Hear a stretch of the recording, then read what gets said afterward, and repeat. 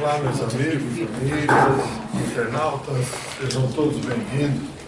Hoje nós vamos estudar, concluir este livro aqui que nós estamos, o Espiritismo e Protestantismo. Foi um embate feito pela imprensa na época, em 1908, entre Caibal Schutel e o professor Faustino Ribeiro Júnior. Então hoje nós vamos à conclusão de tudo que já lemos e ver e analisar o que diz Caibal Schutel sobre as duas colocações, tanto dele quanto do professor Faustino. Diz Caibal Schutel o seguinte: esta edição veio para o prelo, para ser impressa, justamente numa época em que a ideia religiosa agita o povo brasileiro. Estamos falando isso em 1908. Ideia essa que agita o povo brasileiro, como que solicitando a reivindicação dos seus direitos a são marcados pelo clero, sempre ambicioso do domínio, clero ou cleresia, como eles chamavam, sempre queria dominar. Caso vocês queiram entender um pouco mais do que ele está falando, que não tinha na época, 1908, leiam o livro de Emmanuel, A Caminho da Luz, que vocês vão entender o que a igreja quis e fez em termos de dominar, mandar e exigir, e estamos conversando. Está lá, Emmanuel, A Caminho da Luz.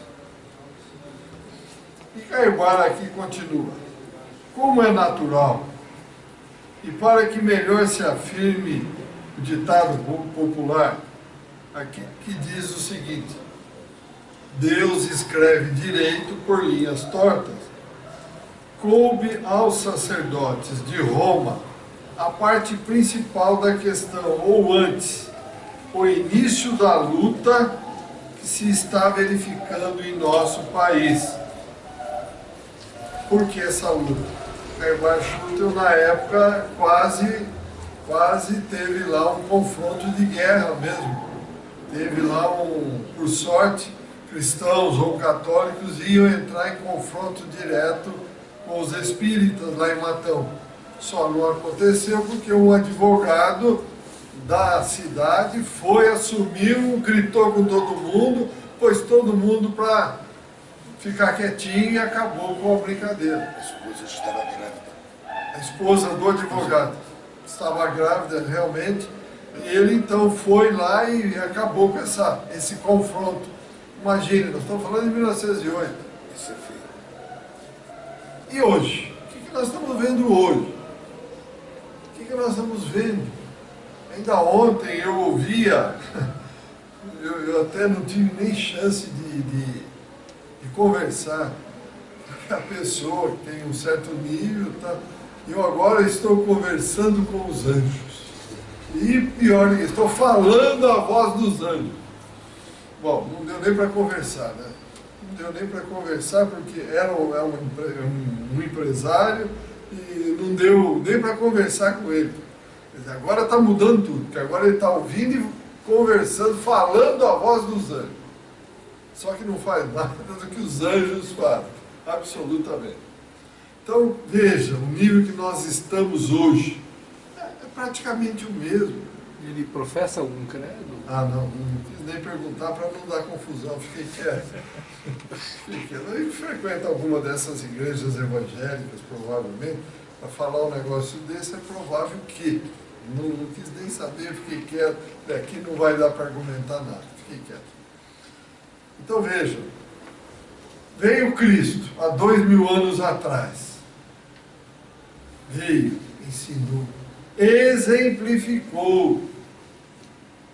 Estamos questionando, uma grande parte até hoje, questionando se aquele cara chamado Jesus Cristo não veio aqui só para tumultuar as coisas.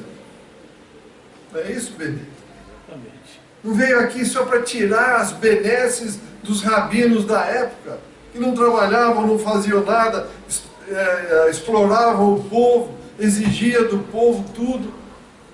Aí o que fizeram quando eles viram que Jesus, opa, isso vai influenciar a gente diretamente, vamos pôr ele na prisão, vamos matar, vamos crucificar. E nós, bonecos, marionetes, entramos na deles e fomos em frente. Hoje é diferente. Mudou o que há 2000 anos? Basta entrar algum político aí com voz de que vai dar coisas para todo mundo vai atrás, que nem um cordeirinho. Não usa massa encefálica, não pensa. É impressionante. O que nós aprendemos em 2000 anos? Cada um dos senhores, e eu, todo mundo, já renascemos aqui no reino nominal pelo menos umas 10.000 vezes. E o que aprendemos? A ser comandados. A ser comandados. Continua tudo igual. Nós não reagimos, ficamos quietos, aceitamos. O que está acontecendo, gente? Está aqui, ó, tudo igual. Como é natural, vou repetir, e para que melhor se afirme o ditado que Deus escreve direito por linhas tortas, coube então aos sacerdotes de Roma a parte principal da questão, ou antes, o início da luta que se está verificando no nosso país. Embora, diz Caimar Schutt, de posse de todos os poderes e do vasto domínio temporal e material que a Igreja de Roma mantinha no Brasil, tendo sempre os governos para lhe dar braço forte e como seu aliado virtual, indo de encontro, quer dizer, com a nossa Carta Magna, batendo de frente com a nossa Constituição. Nem assim a ambição do clero foi satisfeita. Mais objetiva, nem assim a ambição do clero foi satisfeita. Solicitavam os poderes de Roma uma aliança mais objetiva e mais poderosa para, naturalmente, exterminar todos os seus inimigos. Vou falar devagar para vocês prestarem atenção no que vem agora. E forçá-los, como aconteceu a Galileu ou a John Huss, a se retratarem e beijarem a sandália do Papa cravejada de brilhantes. Acho que não merece nem comentário, né, gente? Merece nem comentário. Beijar o sapato cravejado de brilhante, uma sandália. É o fim da picada, né, gente? Não vou nem fazer comentário, porque não merece. E assim começou a luta. Quer o seu ensino nas escolas, quer a proclamação do seu casamento como sacramento, quer a interferência no Estado, quer, enfim, tudo aquilo que não quer para os pensadores que não se aliam à sua doutrina. E o resultado dessa ação se podia muito bem prever. É a reação da liberdade contra a opressão. Todos aqueles que não são católicos, os que não são romanos, deliberaram bater a Hidra. O que é a Hidra? É uma figura mitológica cujos tentáculos estão aí para sugar o mundo. Quem é a Hidra? A Igreja Católica, a Igreja Romana. Então, aí ele coloca, Caimar, aí está a ideia religiosa fervilhando nos cérebros. É preciso que ela se imponha, que ela estimule as almas, que ela se torne compreendida por todos, porque é da sua compreensão que nascerá nas almas o sentimento de fraternidade, e então a condição de paz reinará no nosso país. Isso aqui em 1908. O que nós vimos ontem, anteontem, nos Estados Unidos? Vimos assim um sentimento de fraternidade impressionante, né? O indivíduo lá em cima pegou e 50 e tantas pessoas morreram. E outras 500 estão feridas. Mas, por outro lado, nós vimos, sim, fraternidade dos que estavam juntos. Aí vimos. Doando sangue, ajudando, dando alimentos, etc, etc. Mas por que acontecem coisas tenebrosas como essa?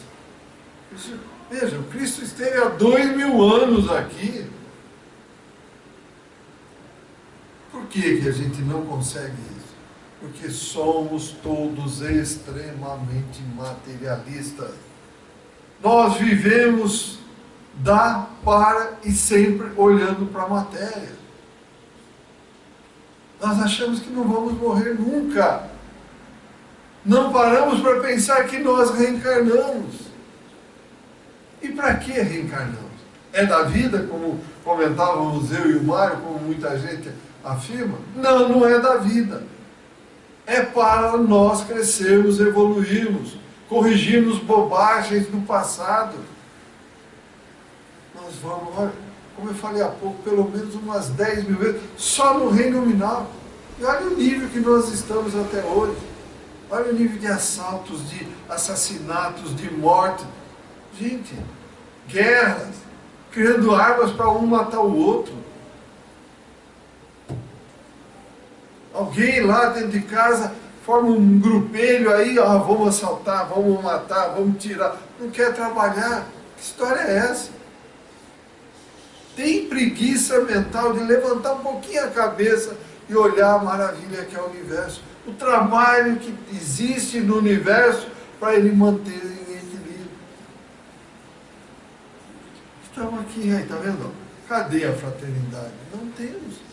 Em atos isolados nós vemos um pouco de fraternidade, mas como um todo na escola terra está muito longe, meus amigos e amigas. Então, para acontecer um embate aqui no Brasil, porque está tramitando no Congresso, não sei quem é que está por debaixo dos panos, voltar o ensino religioso às escolas. Porém, uma única doutrina.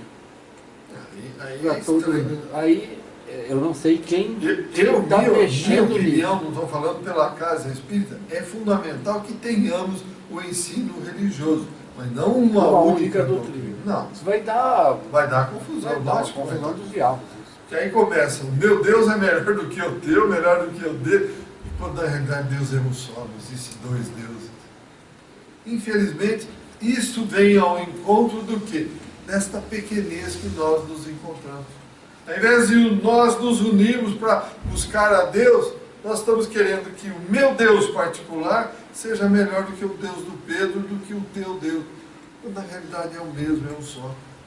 A nossa pequenez não deixa a gente enxergar isso aí. Não dá clareza para isso. Fazer o quê?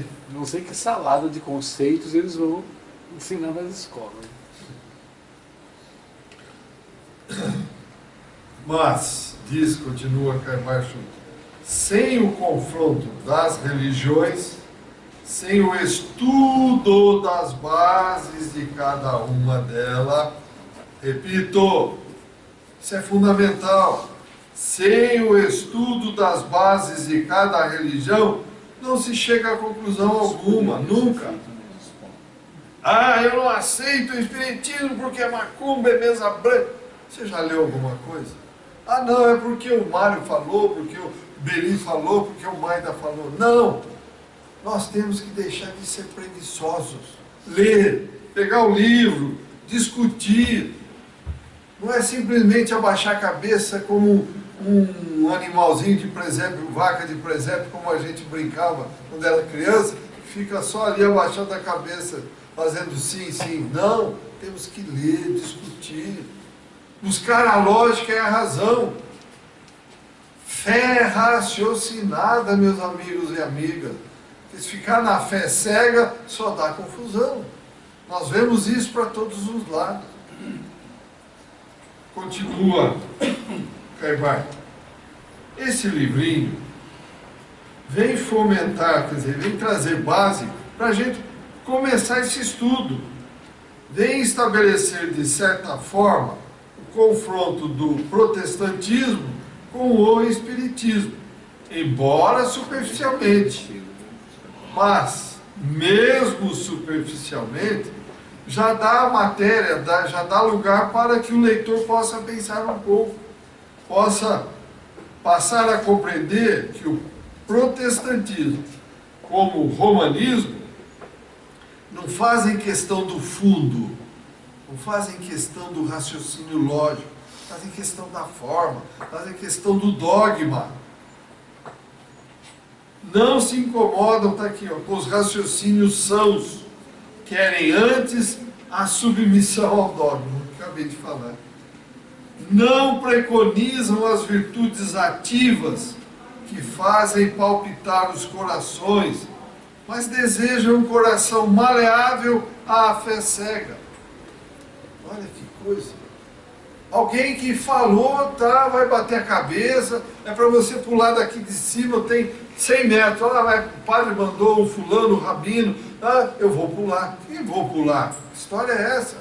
Como eu sempre brinco, se eu agora falar para vocês uma bobagem, batem a cabeça, todos vocês batam a cabeça na parede que vocês vão ser salvos por Deus. Alguém vai fazer isso? Se fizer, porque está doente. Porque na realidade ninguém vai ser salvo por Deus. Ou porque não usou o raciocínio lógico. Não usou uma mente real, com lógica, com raciocínio sério. É o que acontece dentro das religiões. As pessoas falam em diabo. Que diabo? O diabo somos nós. Deus não criou o diabo. Deus não criou o mal. O diabo somos nós, como eu brinco sempre. Quando nós vamos andando na rua, sossegado com o carro, alguém te dá uma fechada. Pronto, você sabe quem é o diabo, você mesmo. Você fica feliz da vida, vai em paz, meu irmão. Que Deus te acompanhe, não é assim que todos agem, não é, meu? Aí por aí você já vê o que é o diabo. Essa história que o diabo está ali, não. Não cai um fio de cabelo ou uma folha de uma árvore que Deus não tenha conhecimento. Que história é essa? Que vai passar aí, alguém vai estar te acompanhando, uma força negativa. Está porque você merece e você chamou, você permitiu. É isso que acontece. Comentários, perguntas até aqui, gente? Vamos em frente. Senão vocês vão ficar cansados só de me ouvir. Então, continuando. Como veem bem os leitores, na polêmica incerta nestas páginas, cada um dos manifestantes ou contendores dá a sua opinião, expõe o seu modo de ver, e cada um deve ser julgado pelas suas palavras, assim como a árvore é julgada pelos frutos. Se fosse só um que escrevesse sobre os dois temas, protestantismo e espiritismo, poderia haver prevenções da parte daqueles que estudam e querem abordar o grande problema. Mas aqui não é assim. Tanto o protestante pode e deve ler o que disse o professor Faustino sobre o protestante e o espiritismo, como o espírita pode ler o que o seu correligionário e seu adversário disseram. Tanto Caibar quanto o professor Faustino. O pesquisador, o estudioso a seu turno, tem mais vasto campo de ação, tem ampla liberdade no juízo para bem formar o cabedal que irá enriquecer os seus conhecimentos. Cabedal que irá enriquecer seus conhecimentos.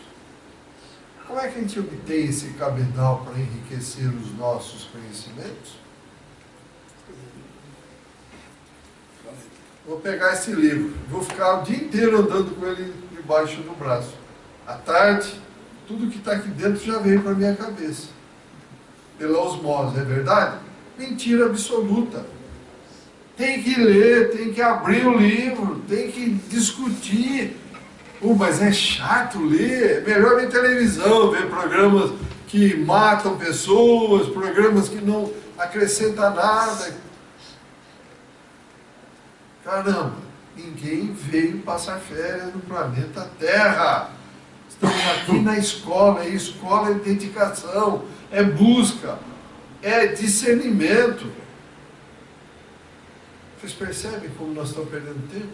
Aí depois chega no mundo espiritual, como acontece que a gente atende os espíritos. Ah, que pena, perdi o tempo, agora por que não me falaram isso? Por que não me mostraram? Estamos mostrando. O que nós podemos, estamos mostrando. Mas estamos abertos à mudança, a quebrar as cristalizações mentais? Depende de cada um. Depende de cada um. Querer ou não querer. Continuando. E assim a questão religiosa vai sendo desbravada. Vai desaparecendo o medo, o terror de se penetrar, entre aspas, nesse matagal. Vai se compreendendo que, ao invés de ser uma heresia, um pecado, uma insubmissão à vontade divina, o penetrar dos mistérios religiosos, o abrir as portas do sobrenatural, é justamente o contrário. É uma virtude tomar-se conhecimento da religião divina. É uma obrigação. Estudar, vai Schultz falando, é uma obrigação estudar, examinar tudo para se encontrar e abraçar uma religião.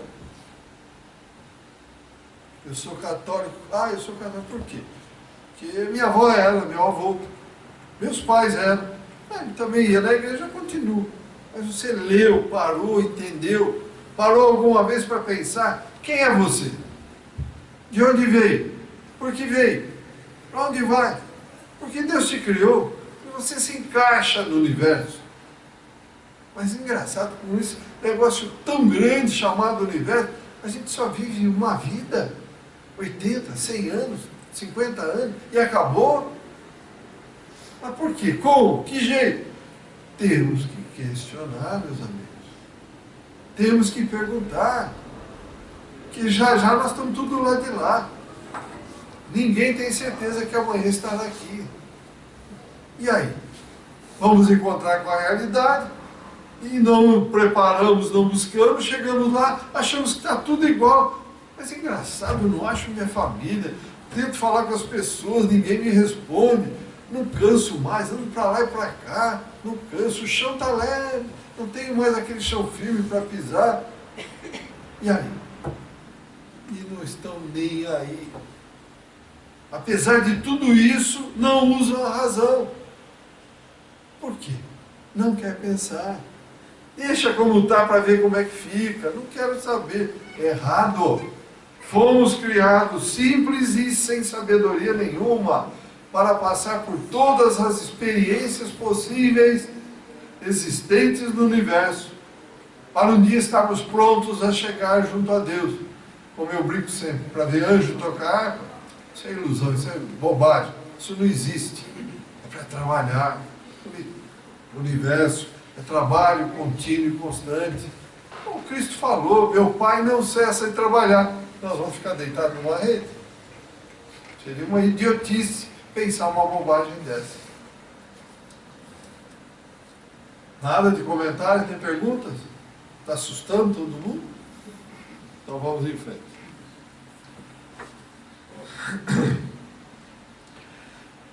E aí Carvalho diz mais o seguinte: aquele que se deixa guiar pela cabeça dos outros, está aqui, ó, está aqui, não sou eu que estou falando, comete um crime muito grande, afasta de si a luz e permanece em trevas. Está aqui, gente, está aqui, não sou eu que estou falando. Nós temos que eliminar de nós a fase marionete, cordãozinho, quer dizer, indo pela cabeça dos outros.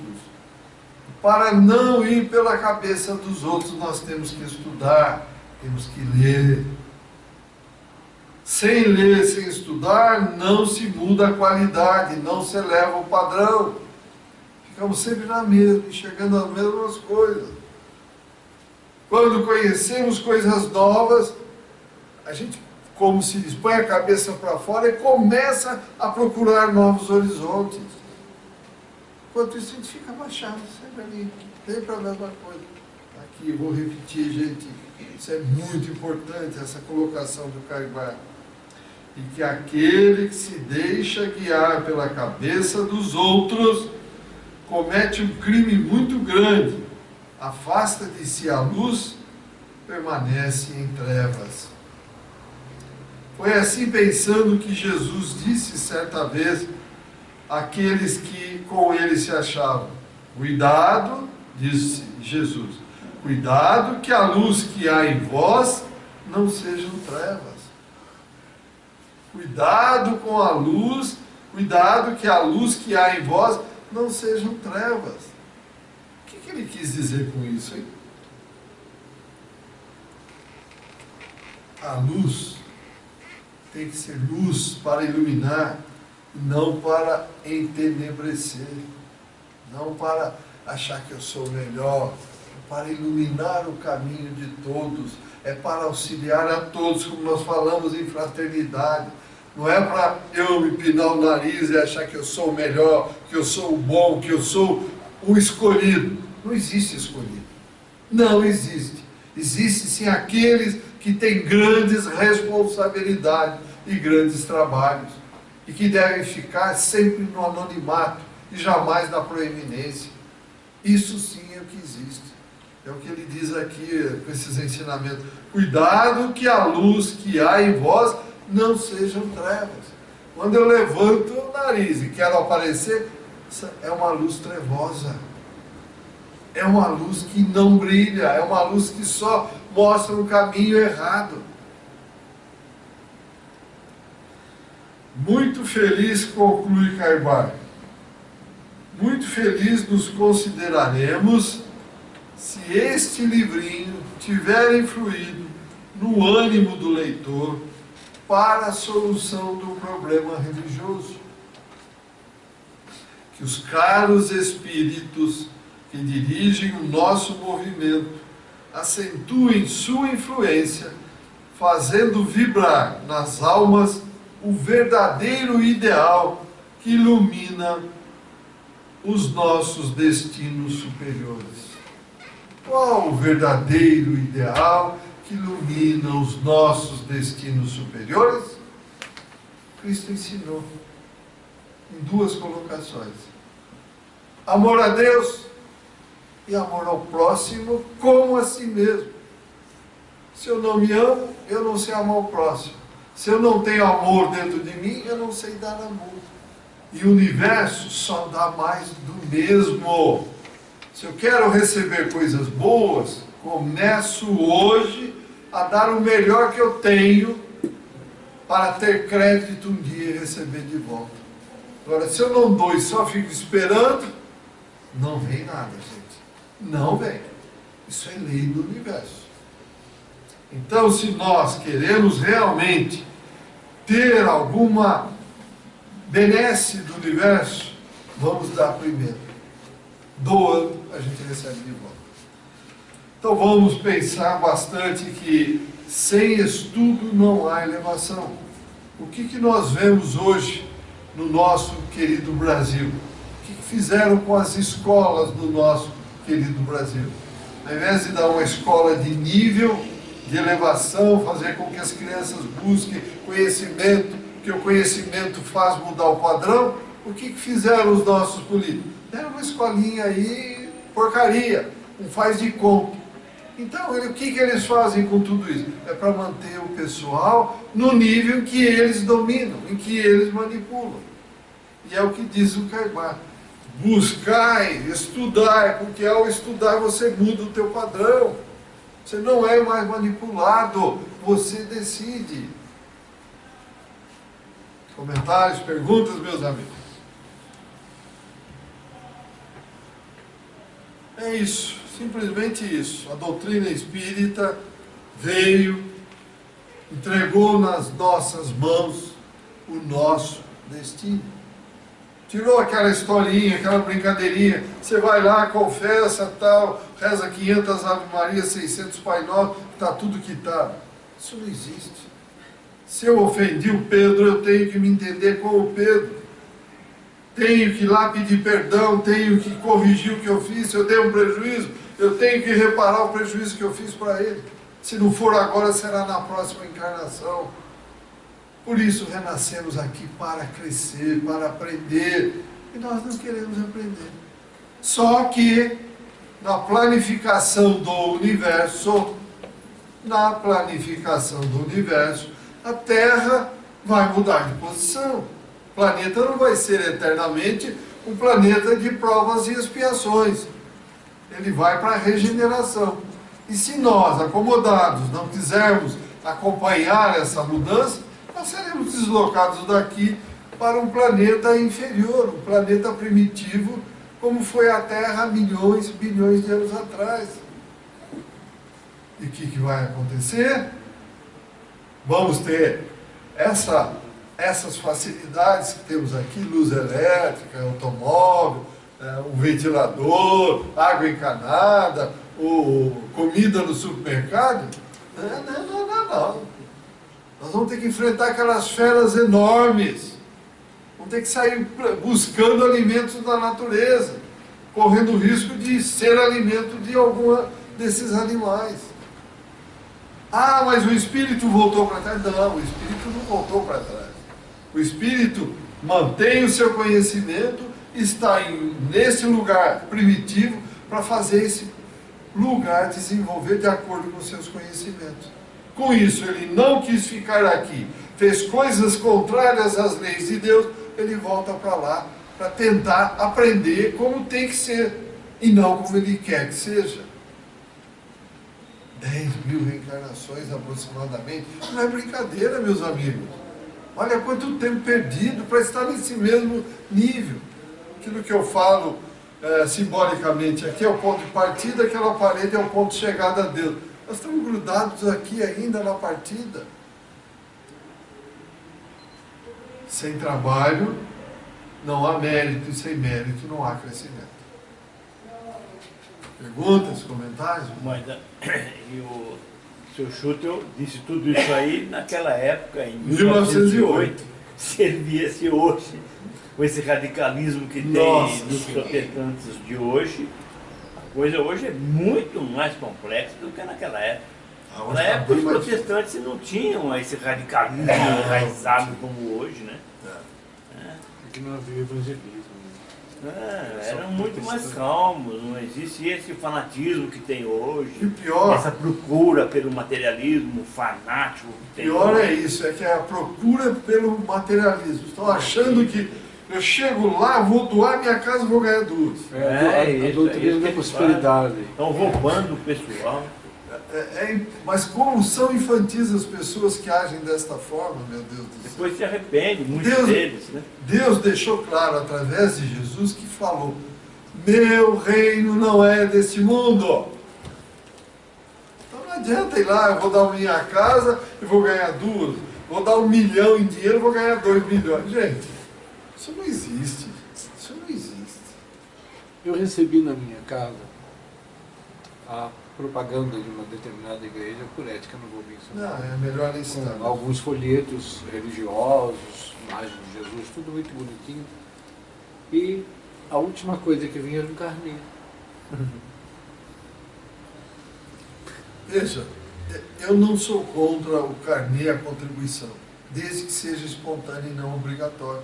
Porque, por exemplo, nós aqui, nós precisamos de uma ajuda, porque nós temos que manter a casa limpa, temos que manter a eletricidade, temos que manter a comunicação, temos que manter a água, pagar os impostos. Se não tivermos ajuda, como é que a gente faz? Mas não tem uma obrigação. Não dá o que pode. Nem tem uma troca, né? Você me dá aqui que porque Deus vai te dar isso. Não existe isso. Cada um dá o que quiser dar nesta linha. Não é porque Deus vai te dar de jeito nenhum.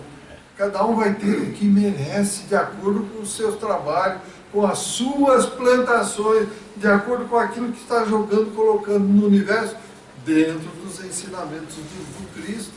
Amor a Deus e amor ao próximo. Não estamos aqui para tirar dinheiro de ninguém, absoluto. Então vejam, não é brincadeira. Não é brincadeira o que nós temos que fazer pela frente ainda. O que mais assusta, é isso que você falou. As pessoas estão cada vez mais materializadas, mais atrás da matéria, vão atrás dessas igrejas que vendem ilusões e depois reclamam que foram iludidas. Como? Olha, eu penso que hoje em dia está havendo, você começou a falar, as pessoas estão se afastando, não de Deus, mas de religiões, exatamente por explorações. Eu tenho conversado bastante com gente, assim, tem bastante contato, as pessoas falam exatamente, eu não quero saber de religião, porque é tudo uma roubalheira só. A realidade não é. Não é. Mas as pessoas passam uma mensagem na televisão que dá a entender que todas as religiões são iguais. A realidade não são. Não são. Mas eu acho que a tendência do mundo é optar por não ter religião. Porque a gente, é incrível como a gente vê exploração. Não existe, quer dizer, nessa época, 1908, já havia esse problema da Igreja Católica. Eu vi uma reportagem grande na televisão, antes de ontem, falando que a Igreja Católica é uma das maiores multinacionais da face da terra. Eles têm muito dinheiro. É por isso que eu fiz questão, Agostinho, citei Emmanuel, a caminho da luz. Ele não vai falar de hoje, depois eles retiram. Ele não está falando de hoje. Ele está falando lá do ano 370, 580, 700. E ele vem citando o que acontecia lá na igreja. O poder que buscavam, dinheiro. É sempre isso. Então leio, A Caminho da Luz, Emmanuel, vocês vão ter uma ideia bem precisa do comportamento, do que era, do que foi a Igreja Romana. Tá certo? Então nós aqui, fazemos o máximo que nós podemos com o mínimo que temos. Temos até Diadema, que é uma área de assistência social. Atendemos lá a creche, isso o Valtinho tem mais os números na cabeça do que eu. Se alguém quiser saber quantas crianças tem, evangelização, enfim, tudo que nós temos lá, o Valtinho sabe melhor do que eu. Eu poderia até dizer, tudo que fazemos são doações espontâneas. Ninguém tem obrigação de dar nada. Ninguém tem um carnezinho para pagar todo mês, não. Doa quem estiver disposto a doar. E trabalhe quem realmente queira trabalhar como voluntário, com vontade de trabalhar. Não é lá só para fazer número, eu estou lá. Não, trabalhe porque gosta, porque lá satisfaz. E outra coisa, meus amigos e amigas, internautas, se não arregaçarmos as mangas e não trabalharmos em prol do próximo, como diz o Livro dos Espíritos, no limite das nossas forças, se nós não dermos para o universo, nós não vamos receber. Nós não vamos receber. Isso é lei do universo. Ele sempre dá mais do mesmo. Então eu quero receber coisas boas, começo já a doar coisas boas. Mas o meu tempo não é o tempo de Deus. Vou doando, no momento certo ele me manda de volta. Não é eu dou agora, recebo em seguida. Não é assim, gente. Porque aí é troca. Com Deus não tem troca. Você tem que ter mérito, tem que ser espontâneo, tem que ser com vontade. Não existe barganha com Deus, meus amigos. Comentários, perguntas? Então, olha, muito obrigado por terem acompanhado este livro. E no próximo encontro, na próxima terça, nós vamos fazer novamente o estudo deste livro, Parábolas e Ensinos de Jesus, que foi escrito por Karl Barth-Schutter enquanto estava encarnado. Nós vamos fazer um estudo detalhado das parábolas, entendendo o que elas trazem de ensinos para nós. Bom, muito obrigado a todos, saúde, paz e até o próximo encontro. Fonte Viva, 127.